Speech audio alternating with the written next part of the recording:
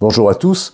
Le 26 mars dernier, nous étions nombreux à nous réunir pour un échange organisé par la ville de Brignais et l'organisme de formation Passage Parentalité pour réfléchir sur le thème des limites, des règles, des interdits que nous posons ou que nous tentons de poser à nos enfants.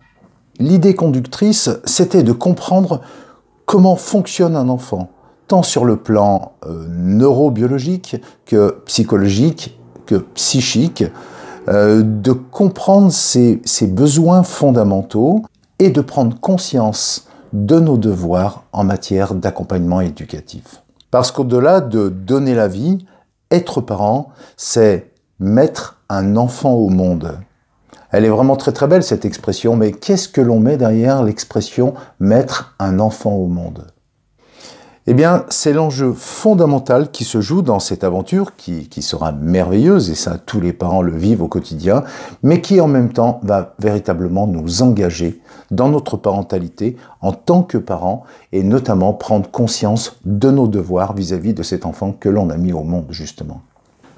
Parce que mettre un enfant au monde, c'est lui présenter le monde, c'est lui dire, voilà le monde dans lequel tu vas vivre, mais lui dire aussi, voilà les codes pour que tu puisses y vivre en bonne intelligence avec les autres, y vivre en équilibre, de façon à ce que, à terme, ce soit un enfant équilibré, heureux, de façon à lui permettre de développer sa tolérance à la frustration, et puis qu'il ait la capacité de comprendre les autres. On le sait, un tout petit n'est pas encore en capacité de développer son empathie, mais c'est au travers de cette éducation positive et responsable que l'on va permettre à l'enfant de pouvoir la développer.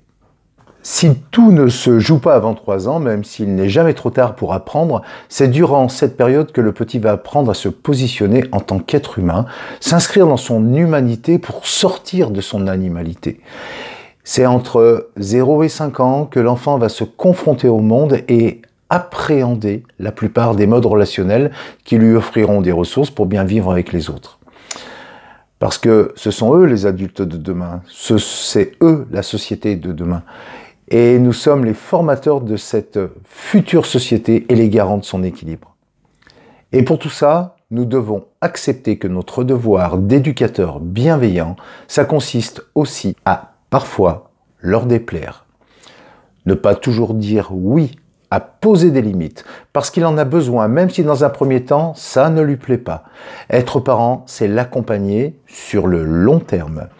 Pas être le copain de son enfant. C'est en cela que réside le devoir de parent responsable. Ne vous y trompez pas, ce n'est pas un combat contre l'enfant, c'est un véritable combat contre soi. Et nous devons de mener ce combat pour nos enfants. Je vous invite à visionner cette vidéo qui dure 2 heures, qui n'est pas de très bonne qualité, mais qui nous propose un début de réflexion sur ce qu'est un parent ou un éducateur responsable, conscient de ses devoirs à l'égard de l'enfant. Cette vidéo est en ligne et accessible pour tous. Alors je vous souhaite une bonne conférence et je reste à votre disposition pour continuer le débat. Et je vous dis à bientôt. Prenez soin de vous et prenez soin de vos enfants.